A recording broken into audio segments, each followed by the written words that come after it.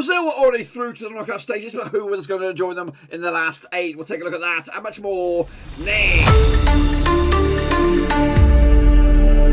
That's right, folks, back once again with another match review. Looking back at, of course, Brazil's last match over in the Copa America, and we'll get to that in just 1 second. If you're new, where have you been, boys? Smash your subscribe button and you bang out today with all things Copa America related, Blackburn Rovers related. We're going to know here, boys, under one brewskis. That's right, of course. Brazil took on Ecuador in the final group matches over in Group A. Is it Group A or Group B? To see who they'll go through to the next round. Of course, the last 8. We'll take a look at that in a minute. Big shout out to the VIPs. They are the Patrons. And of course, if you are new, smash the old subscribe. So what are we talking about? I'll show you what we're talking about. As of course, we look forward to the knockout stages. Finally, this Copa America is starting to get a little bit hot and spicy.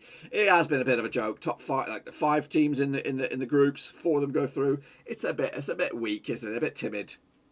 If anything, you should have 3 or 4 groups, and then of course maybe the top 3 out of 5 will go through. Something like it just seems a bit weak. You can lose 2 games and go through. We'll explore that in a minute. Actually, you probably go through without winning any games. Anyway, Brazil did take on Ecuador, but guess what? They did drop points. Yes, they are unbeatable. Yes, they are human after all. 1-1 in the end over Ecuador. Eder Militao on the score sheet. Angel Mina as well. They did play a bit of a weakened side. No Neymar in the mix. So going forward, they were a little bit toothless. And of course, some other players, such as Douglas Luiz and Everton, got game time for the first time at this time. So it wasn't their best, Brazil. As for Ecuador, they did turn up at long last to get a point in the end. So 1-1 in the end. What about the possession? Possession going in favour of Brazil, 62% compared to their 38. What about the old shots? 8 shots for Ecuador, 6 of them for Brazil, 3 of them on target as well, a piece. 2 of them off target for Brazil, 3 of them off target for Ecuador as well. Corners 7-4 going in favour of Ecuador. That's right, that's another rhyme. Right, that sucker down. Big chances though. 2 of them for Brazil, missed. 2 of them were missed as well. As for Ecuador, one big chance, and they took it with all their might. 80%, sorry, what are we looking at here? What are we looking at? 79% pass accuracy, 89% pass accuracy for Brazil. That it equates to 469 completed passes from 526 attempts. On the flip side, 314 passes attempted by Ecuador, 250 reached their intended target as well. The aerial duels were won by Brazil, 26-15. Lopsided affair. And what I was talking about earlier is Ecuador losing. They actually only lost once the whole tournament, but they didn't win at all. Colombia were losing twice and go through as well with 1. Brazil, of course, unbeaten. Just they dropped points here in this match as they tried to go the whole course unbeaten. Well, they have to go now unbeaten if they're going to go all the way, and they have been the strongest side so far. Just conceding 2 goals all competition. They've got at least 2 really good goalkeepers in Allison and Edison. They've also got another fella in there who did what's his name?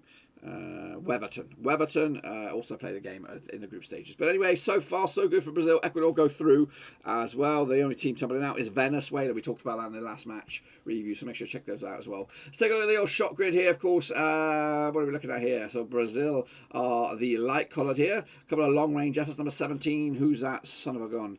That was Lucas Paqueta's long range stinger-ringer to give them a bit of trouble. The goal actually came from number 14, Scrappy Dabidu effort right here in the middle of the park to tuck it on home. As for Ecuador's goal, it came from number 15, Mina. He had a couple of shots on target as well, a couple of long range son of a guns to trouble the keeper, but unfortunately they couldn't get the win over the line. So 1-1 in the end.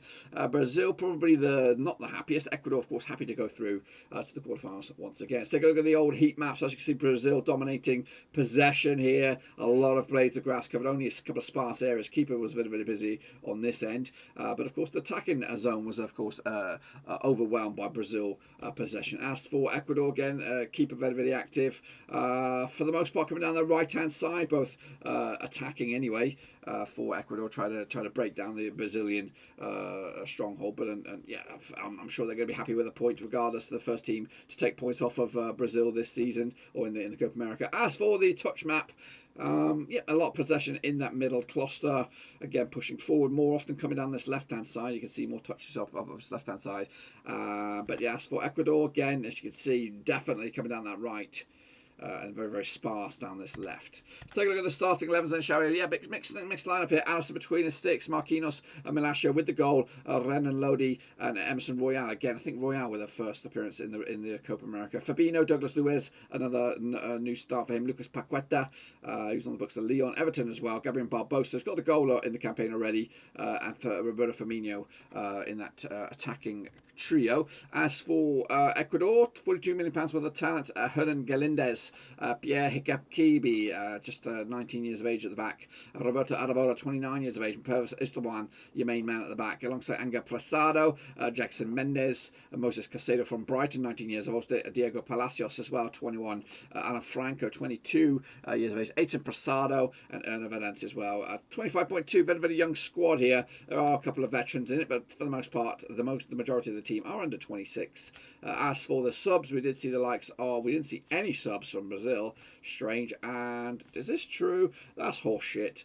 That's horseshit. We did see some subs. We did see Danilo coming on, Everton Ribeiro, Casemiro came on, Rickarlson and Vinicius Jr. as well. As for Ecuador, we did see the likes of Manuel Pineda, Angel Mina came on for sure, Leonardo Campagna and Gonzalo Plata did come on, so I don't know what they're talking about. Let's take a look at the old situation over in the old match ratings again. We have a bit of a hiccup here, but 7.7 for Lucas Paqueta. Was he a man of match? No, Edgar Melasio with a 7.8. As for Ecuador, 7.2, Jackson Mendes, Diego Palacios and Pierre Hincambe with 7s as well.